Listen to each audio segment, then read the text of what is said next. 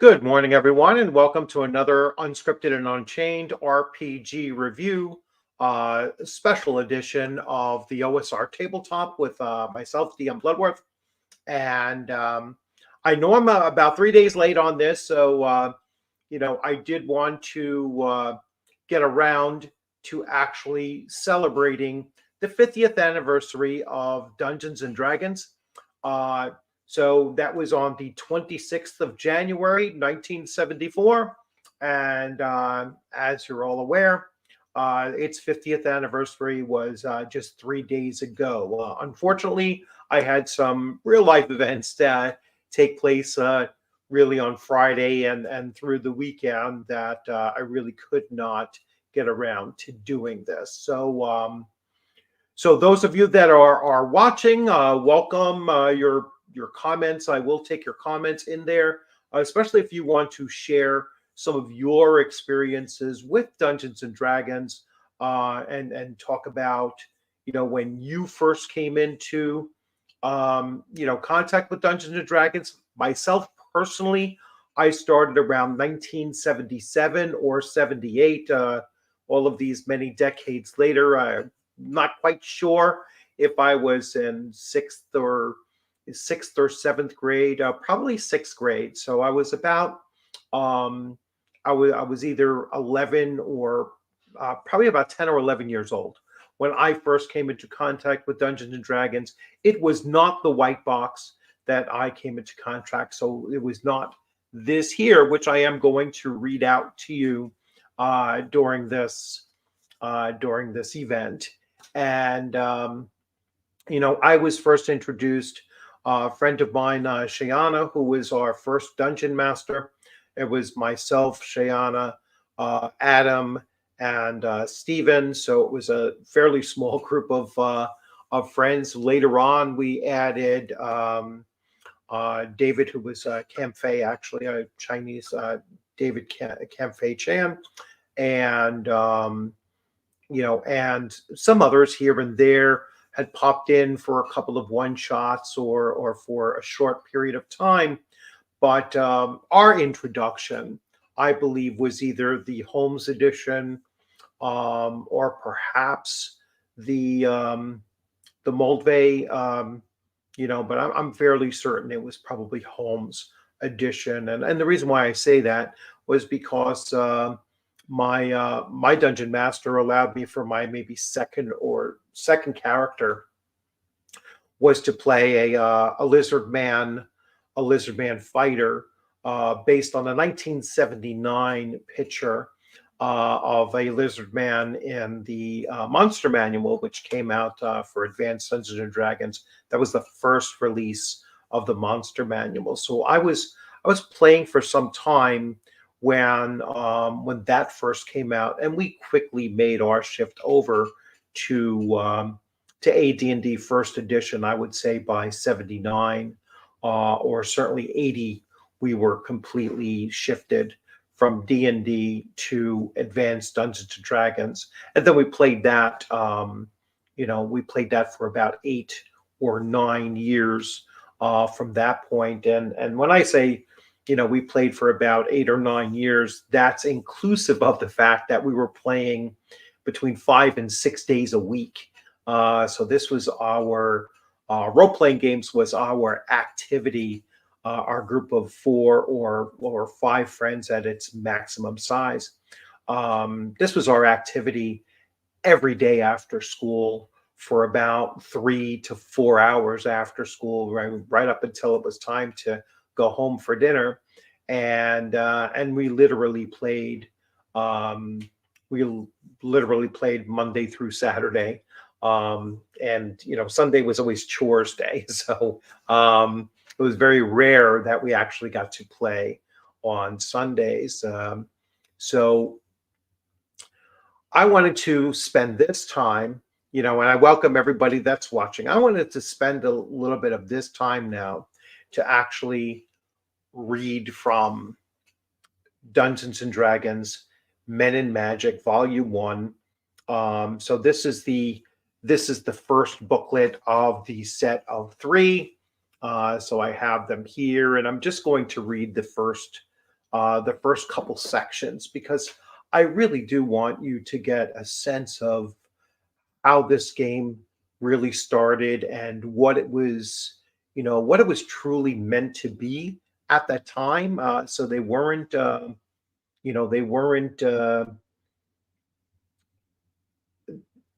They were saying straight out what it was, and so they weren't trying to obscure it or make any kind of any kind of secret messaging in it or anything along those lines. So, Dungeons and Dragons.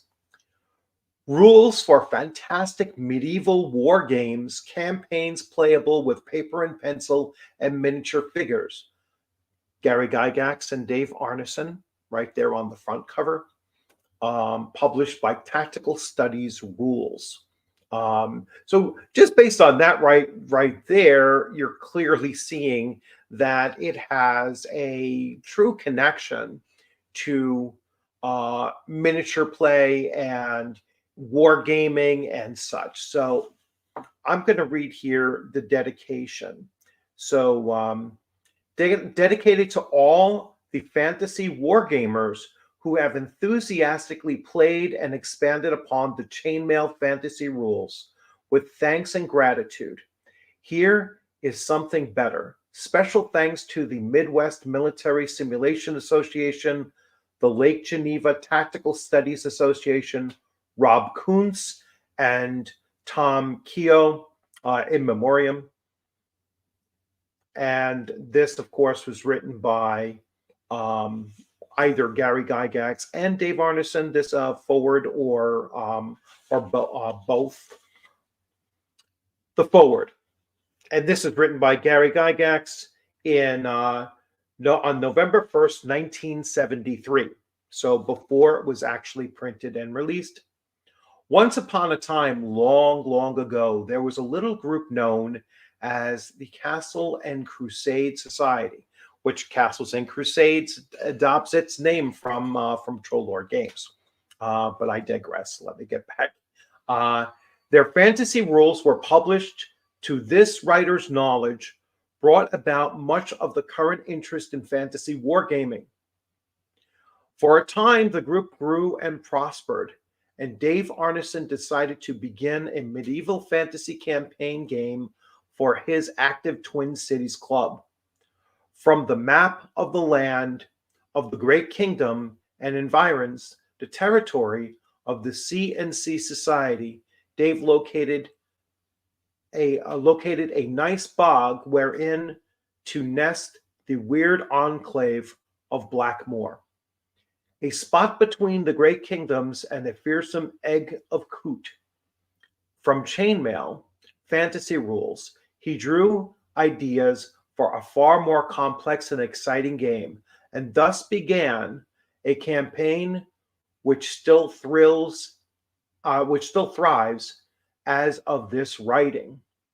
In due course, the news reached my ears, and the result is what you have in your hands at this moment.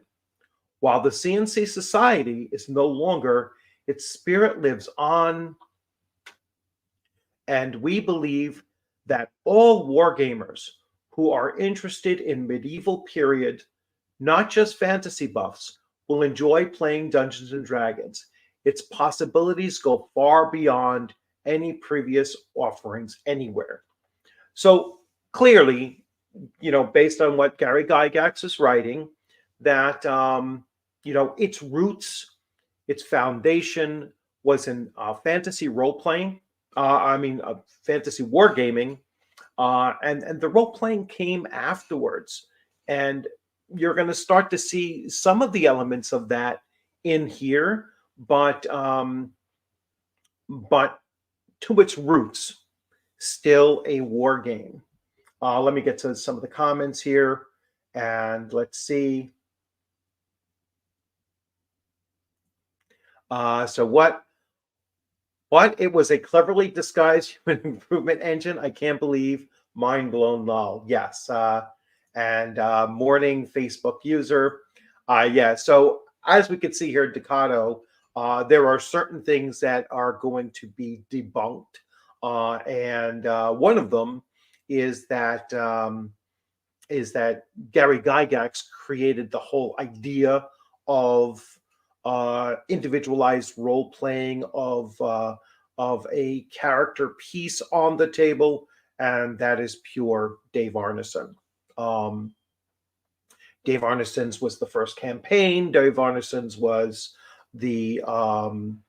really the embodiment of what Dungeons and Dragons would be based upon. Chainmail rules from Gary Gygax, and then the concept of role playing from Dave Arneson. Hello, Mirador. How's it going? So I'm going to get back to reading again, and so here we go. While it is possible to play a single game unrelated to any other game events, past or future, it is the campaign for which these rules are designed. It is relatively simple to set up a fantasy campaign, and better still, it will cost almost nothing. In fact, you will not even need miniature figures, although their occasional employment is recommended for real spectacle when battles are fought. A quick glance at the equipment section of this booklet will reveal just how little is required. The most extensive requirement is time. The campaign referee will have to have sufficient time to meet the demands of his players. He will have to devote a number of hours to laying out the maps of his dungeons and upper terrain before the affair begins. The third booklet in this set will be of great help in this respect, for a number of helpful suggestions regarding how to accomplish it all have been given in order to help you accomplish the task with a minimum of time and effort. There should be no want of players, for there is unquestionably a fascination in the fantasy game, evidenced even by those who could not by any stretch of the imagination be termed ardent wargamers. The longevity of the existing campaigns, notably Blackmoor in the Twin Cities and Greyhawk in Lake Geneva, and the demand for these rules from people outside these campaigns point towards a fantastic future. Tactical Studies Rules believes that of all forms of wargaming, fantasy will soon become the major contender for first place. The section of this booklet entitled Scope will provide an idea of just how many possibilities are inherent in Dungeons and Dragons. These rules are strictly fantasy.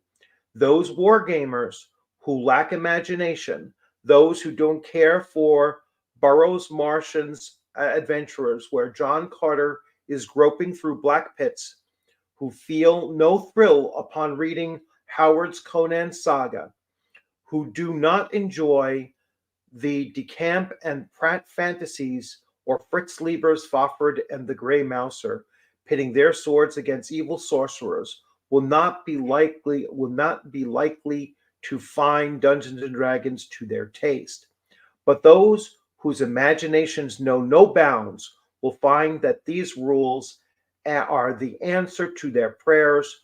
With this last bit of advice, we invite you to read and enjoy a world where the fantastic is fact and the magic really works.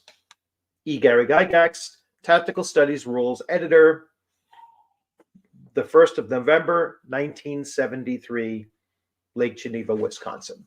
And so there you have the launch of a hobby, really a tabletop fantasy war game that eventually evolves into a fantasy RPG, a tabletop RPG, and 50 years later, there are still people running this edition, this version of the game.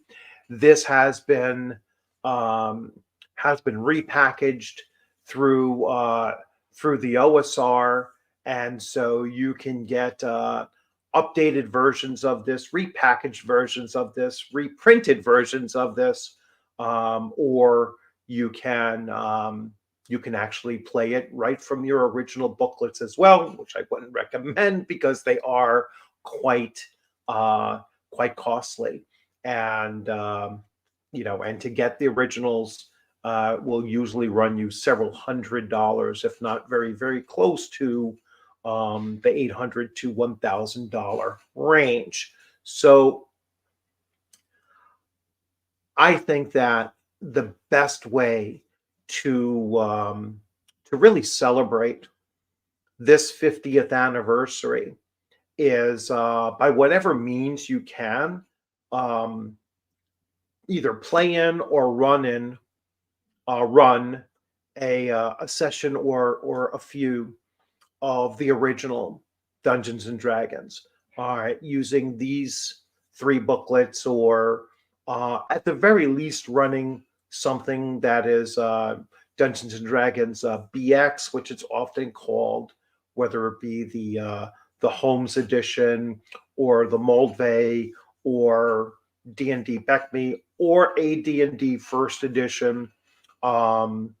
Any of those truly old school Dungeons and Dragons uh, is a great way to celebrate the 50th anniversary. Let's see. Comments. Even Luke Gygax gives Dave credit when he talks about the creation of D&D, but what would he know? Yes, I mean, there was certainly a separation of friendship, let's say, between Gary Gygax and Dave Arneson leading into the late 1970s, and and that was the impetus for the entire creation of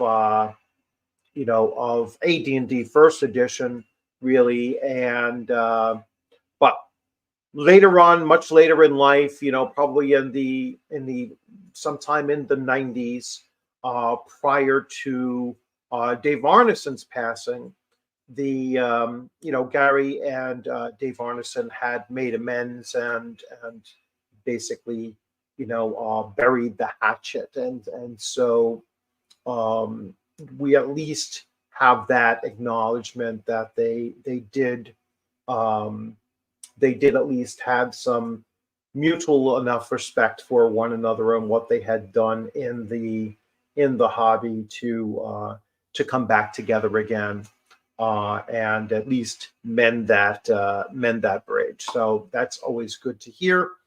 And you know, Gary Gygax's legacy is still something that is being pushed forward with each passing year. I mean, we see it in many different forms, but in particular, I certainly recognize seeing it through Troll Lord Games, and Troll Lord Games has been reprinting uh, Gary Gygax's works, those that he had published under Troll Lord Games back in the early 2000s, prior to his passing in 2008. And now that the Gary Gygax estate has opened up the possibility of more publications through Troll Lord Games, and there's actually a Kickstarter coming up very, very soon that is either a single volume or a series of books of Gary Gygax's writing on world building and campaign building. So really excited to see that come out, and actually that might be something that I should have prepared for you here, but I will bring it up very quickly here and show you it is coming up. So, and I can share this with you. So let's see. Let's see. Yeah. I need you to take my car out. Okay. Right now? Yeah. All right. Let me bring this up really quick and let me present, share screen, and there we go. So I am going to be back in 2 minutes. I have to go move my daughter's car. So I will be right back. I apologize for the delay and see.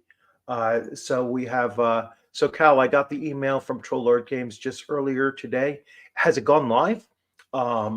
If it's gone live, I'm going to back it in 2 seconds. All right, I will be right back. I apologize for the break here, and chat amongst yourselves, and I will 2 minutes.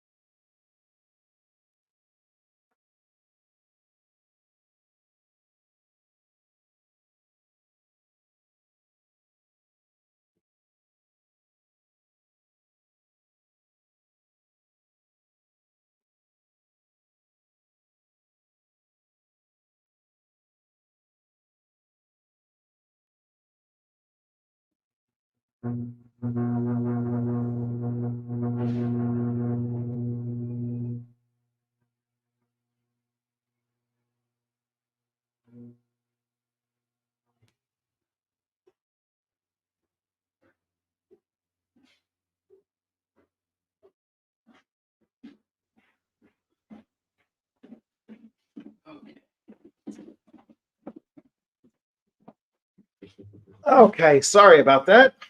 To teach my daughters how to take the cars out of the garage. So let's see. Well, it's not live yet. It's still saved, but the Encyclopedia of World Building and Game Design, text by the father of role-playing games. So I will stop sharing and let's get caught up. Excuse.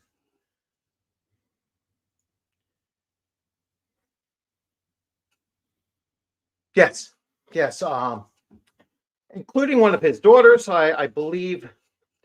I'm not sure Heidi was. I think there's an older daughter who Elise might have been one of his play testers as well. Yeah, I got the email a couple days ago, actually, and definitely checked it out and already saved it. So I'm looking to jump into that as soon as it comes out.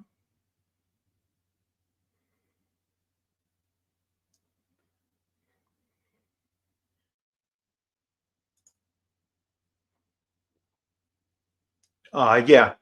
I hopefully they put out a lot, and I have to touch bases. I was chatting with Stephen Chenault, and was going to have him on the on the channel to talk about some of these new things coming out.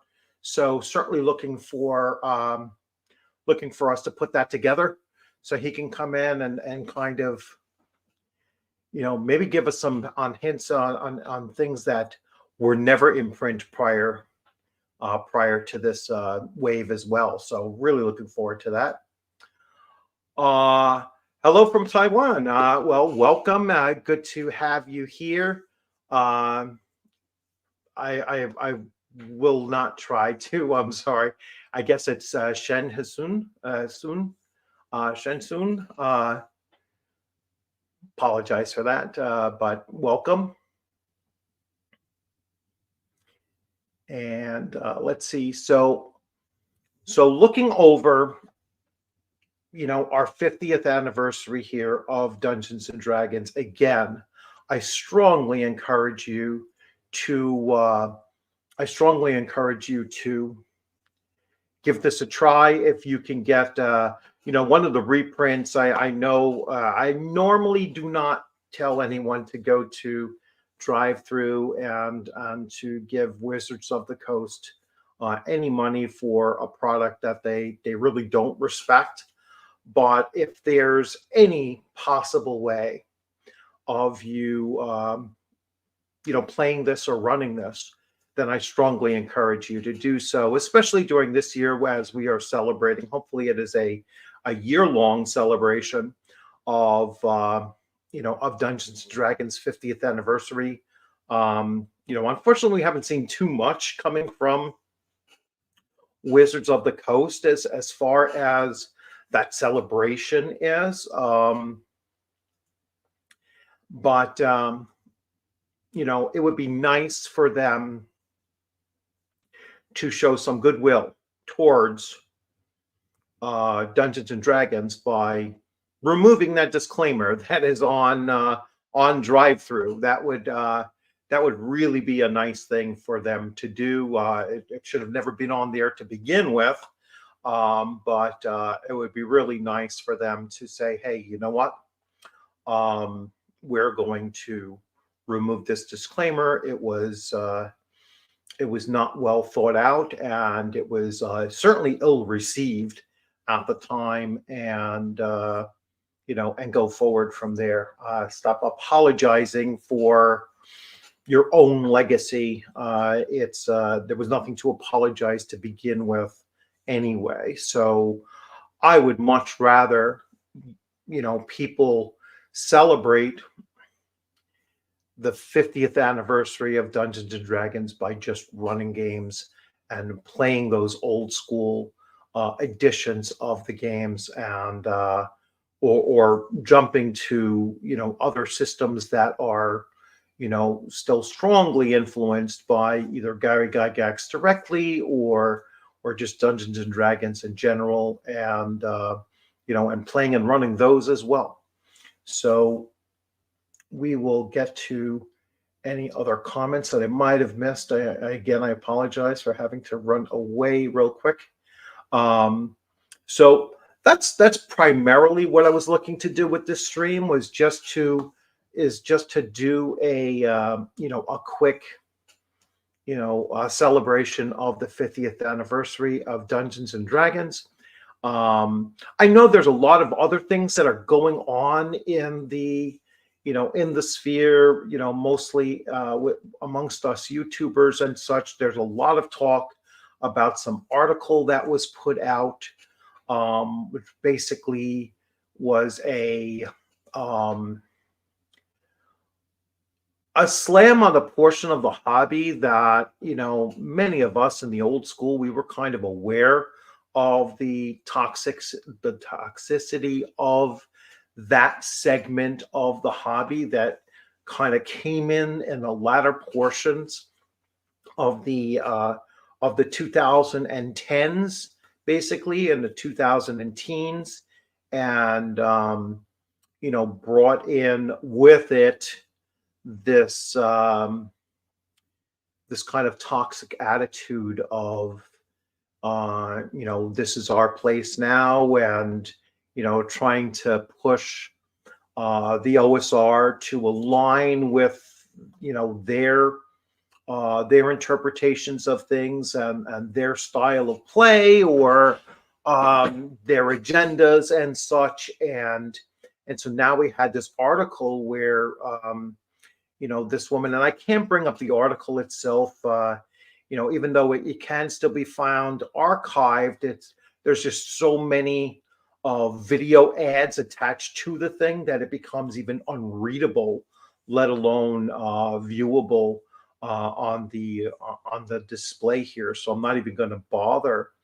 But bottom line was that this supposed academic study, very biased from its launch, but some of the conclusions that it drew, that this woman drew, was that she went into her own kind of bubble of, her own, contacts and such, and then realized that, hey, this is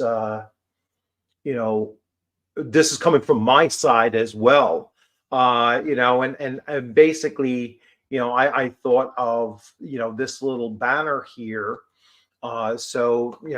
Basically, she discovered that the D&D cancel culture really pointed out to her that assholes of all stripes. And the Dramagate was something that Grim Jim put in one of his videos, and Twatgate is from Venger Satanis, basically saying that, and Eric Tankar at Tankar's Tavern has really covered this, and he got the very clean versions of the article itself, and he is doing a breakdown, so I'm not going to do the same thing. But and on his channel, I had left several comments there, and I'm not going to spend any time on my channel beyond this, this particular moment. Is that if we all just got back down to just playing the games and making sure that our own tables are safe for ourselves and our players.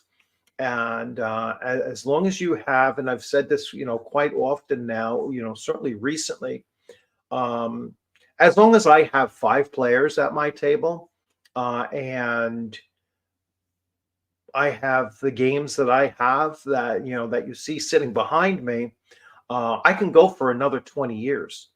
I don't see myself in the hobby beyond 20 years. I'll be 77 years old at that point. But, I don't need another new product.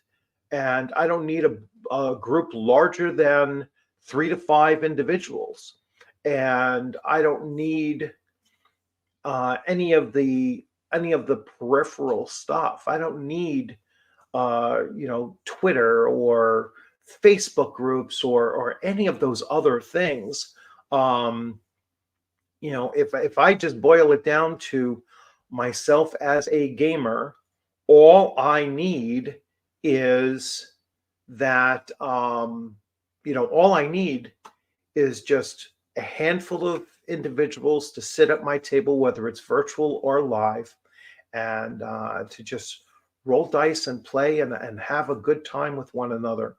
And if anyone is coming to the table with an agenda, and I don't care what side they're coming from, if they're coming to the table with an agenda other than sitting down and just playing and just being, plays well with others, go way back to elementary school, right? One of the comments that used to be on the report cards when we were in kindergarten, first or second grade and everything, one of the things that I know my mother always emphasized was she loved to see plays well with others written on there, because then she knew that, I wasn't being an asshole in school, basically. And so that's kind of the, very, very basic element that you need when you're coming to any gaming table, right? You need a piece of paper, a pen, some dice,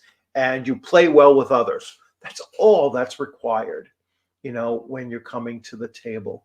If you're coming to the table with some other agenda, you don't play well with others, and maybe this is not the hobby for you. I am a big proponent of recommending that you gatekeep your table. You can't gatekeep the hobby. That's an impossible thing. It's an impossible expectation. It's an impossible thing, and to actually achieve. And you know, I think that is a pretty toxic attitude to think that you can or should try to limit the hobby and limit who can actually enter into the hobby. The only place that you have any control over is who is at your table, who is on your screen, who is in your social network, whether it be Discord or a Facebook group or whatever.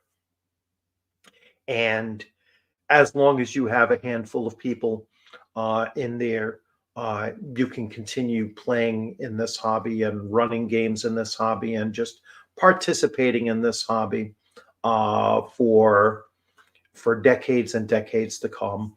And you'll be all the better for it anyway. It'll be nothing but enjoyment. 99% of the time you're going to have a great time in this hobby.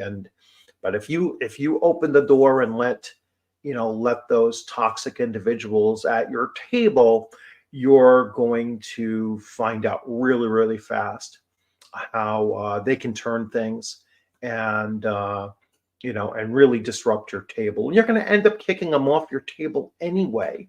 So why let them get a toe in when you can, hopefully learn how to spot them very quickly, and usually it only takes about a session or two. Once a person sits down and starts interacting with the rest of the table, you can tell if they're a volatile personality or not, and don't be afraid to send them on their way.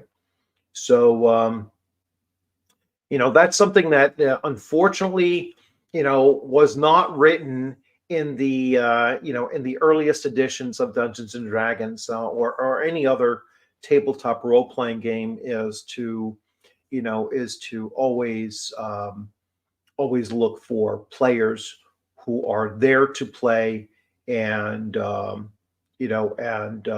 play well with others. That's the key to any successful gaming table that you'll be at. So let's see.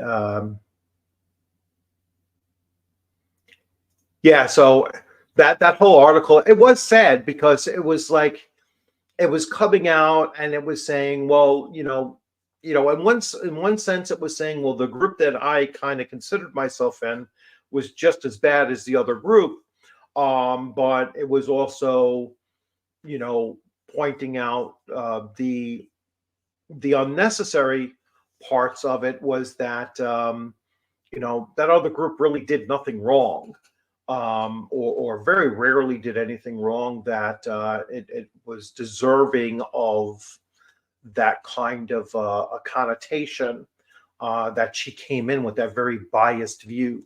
I know she had she had launched in one of the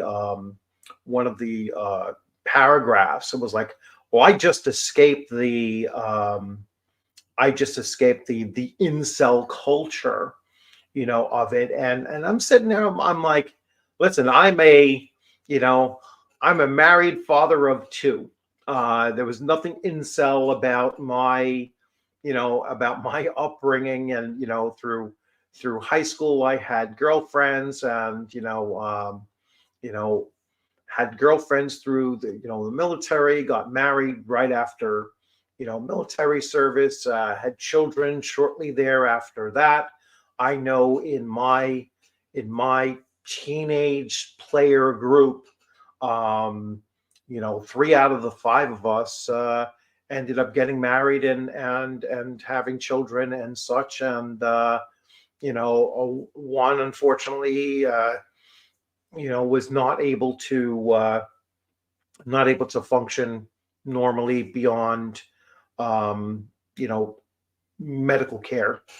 and the other, was potentially, potentially, gay, so he then just never married and everything. So that's always like when they talk about, oh, the incel culture, uh, a vast majority of us are married with children. It's like, so I don't know where they get the incel part from it, because the point is that it's just a perception that they have, that is an inaccurate one, and they never correct themselves with it. They never actually say, you know what, that's probably a stupid thing to say, because the reality of it is that many of us are married with kids, and we're introducing the games to our kids, or at least attempting to do so as well. And it's just a silly thing. And it just shows the bias of this particular person, kind of laying on the old school some of those misperceptions to begin with. So anyway, I am going to be wrapping this up a little bit early, and I thank those of you that have come in. Nicely, culture is vast, oversimplification and insult. Yeah, it is. It's a that's all it is it's a even when they say, well, some actors were treated poorly for no fault of their own or whatever, they still have to throw in the slight against those same individuals, and saying, well, but they're not innocent either. It's a nasty way of approaching any kind of an argument that you're making. Is like, oh, I'm going to say, well, you really weren't the cause of this, but there's still some justification, going back and look how you behaved when you were 12 years old. That's basically what they're doing, as they're saying, oh, but when you were a teenager, you were not as welcoming, or some other kind of nonsense, and in trying to justify the way that in most cases adults are acting today.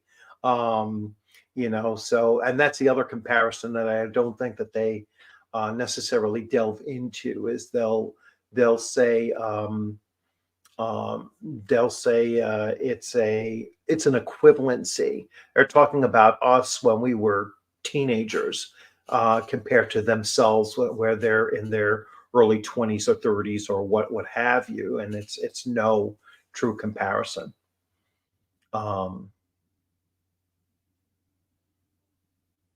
Yes, incel. What is it called? It's called intentionally celibate. So that's what that means, if that's what you're asking. Roll the footage or it doesn't exist. There's no way to actually do it. It's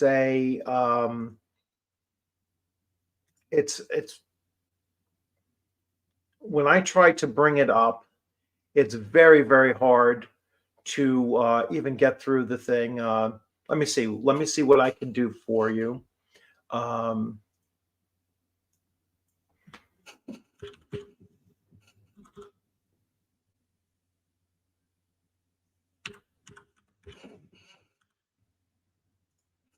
All right, I will try to bring it up really fast.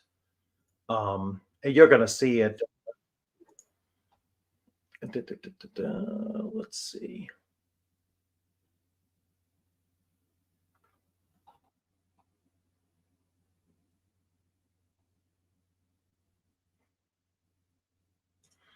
Well, I can show you this here. So let's see. Nope, don't want to invite. I want to present, share screen, and So this is Eric Tankar's stream of this, or his video of this. Imagine a full body workout without I plates or wait to dumbbells. cut past this here. Suspected that. I am And stunned. I'm going to go to a comment that I Suspected that. I am stunned. I am stunned. Because, listen, when I argue that not every person in the OSR, that the vast majority of the OSR is welcoming and they're good people and they're happy to add people to the OSR and to help new creators and help new gamers, I mean it. The vast majority are like that. And yet we remember the assholes. Just like when you go shopping, right? You go shopping at a department store or a big box store and you have a good experience. You had a good experience. All right, so here you can see where in this section that I was kind of referencing, she says, having just escaped the world of incel culture, I was not much interested in the kind of people that write shitty messages on Twitter because a new Star Wars character is black, which was never actually the case. Again, very twisted logic in there. That's not what people argued at the time. They didn't care that there was a black character, Finn, cast in Star Wars. They cared that he was a stormtrooper, which was not coming from the clone of Jango Fett. All right, and so it was a break of the lore of the game, or of Star Wars. At first glance, the kind of harasser seems both relatively well understood by my field and boring. I was more interested in those who, at least on paper, were like the people around me every day and who were what the industry claimed to want to be. So the industry claimed it wanted to be creative artists, makes sense. Writers, all right, great. Progressives, feminists, LGBTQ plus folk, all right. So the industry claimed that it wanted just these individuals. I don't believe that it's ever said that. Folk, I know why right wingers want to hurt diverse groups of creative people. Never ever was that the case looking at old school. All right. And so again, this is her bias coming through, and her preconceived notions and her, quite frankly, attacks, because this whole thing was complaining that she was astounded that she found assholes in her own ranks, but yet still has to say that, well, even though we had done wrong, they were wrong too. I know why right-wingers want to hurt diverse groups of creative people. I do not have a handle on why diverse groups of creative people hurt each other, and I desperately want to. Yeah, so she's looking at it, well, we attacked our own, so we're eating our own. And she doesn't mention how her own attacked the more conservative and or the grognard or the whatever, the traditionalist, in an unfair way. As someone who has in the past extensively interviewed serial predators and murderers, I do not say lightly that what I found was a genuine despair, introducing in a way I never expected. In many ways, the felons I spoke to in prison were easier to understand and less unnerving to interview. So,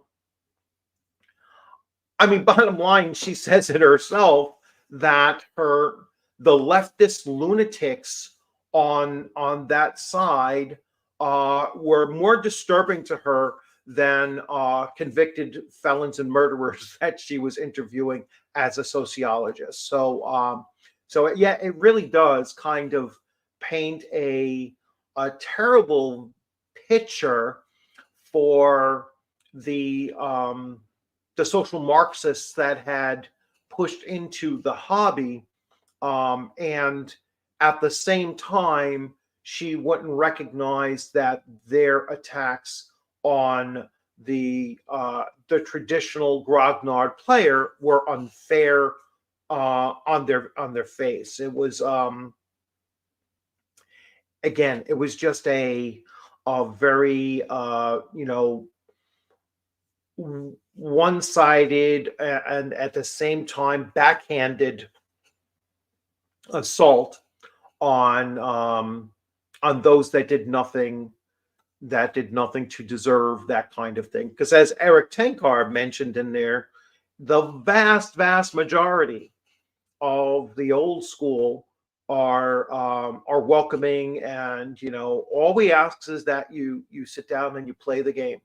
And I had left some comments in his section, where I basically said, and I did put a fairly long post, where I wrote, she had the wait, we're the bad guys moment.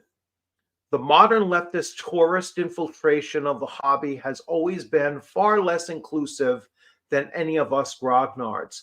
They are employing Marxism 101 techniques of calling your enemy what you are yourself.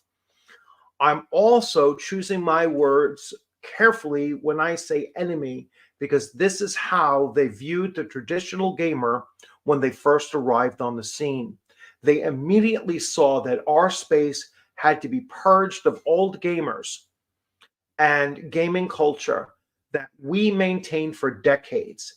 But our culture was too inclusive for the social Marxists. We were too focused on all are welcome and have a seat and let's play for their taste. I saw this in public education as the idea of colorless society was being rejected as the equivalent of saying you do not exist. This twisting of perspective has gone even further with saying that my table is for everyone is like saying all lives matter, or that you would welcome a genuine Nazi at your table. The thing is, once they finish destroying this hobby, they will move on. It is just like they did with the comic book industry, Marvel movies, Star Wars, hell, just about everything else Disney owns, etc. We cannot let them get a toe in the door at our own tables or in our own social networks, servers, etc. Gatekeep your own space. You will never need more than 5 people at your table. You have a collection of TTRPGs that you could run for the rest of your life without ever having to buy another. Let them piss in the wind all they like, but if they come to your table, tell them to go kick sand. So that was my response to a lot of what was going on in his chat and so on. So Eric is doing a phenomenal job of really breaking down that article. And I certainly suggest you go there and check it out. And if you're not into doing that, at the very least, let's continue to celebrate the 50th anniversary of Dungeons and Dragons by running some old school Dungeons and Dragons, and just get back down to what Gary Gygax had often said. This is about, sitting at a table with a group of friends and, and playing the game and having fun and really just enjoying this hobby for what it is. All right. And that is it's a form of escapism. It's a form of, just enjoying your friends and taking your mind off of real world nonsense that are going on, and for a few hours each day or a few hours once a week or whatever, Just go on fantastic adventures that you couldn't possibly do in your own real life. And escapism is the key for role-playing in general. And so I'm going to wrap it up on that on that point. Let's see, last comment is, in victimhood we will all have equality like crabs in a bucket. Yes. And that's a good point to close out on. So thanks for joining. I know this one was really, really short, about an hour long stream. So, short for my channel, basically. But, thanks for joining in. Again, play the games that you enjoy playing. If you can squeeze in a little Dungeons and Dragons anytime within the next, the next couple of days or weeks, or the last months of 2024, if that's how long it takes you to get around to doing it, get some old school Dungeons and Dragons under your belt, and see what the game truly was back in its inception, and let's all be thankful for the tremendous hobby that Gary Gygax and Dave Arneson have provided us all of these many decades later. So you all have a great day. Thanks for joining, and take care.